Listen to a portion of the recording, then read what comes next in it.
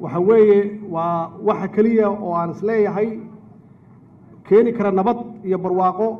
يدقنا شو حسلوني السياسات وحي تهي إنه دقالها سدح قلوه أو دعوه economic integration ما أنتان أنجوغنوه maaha waxaan arkayno wax accident ah wax shil ah maaha waa wax galay waqti badan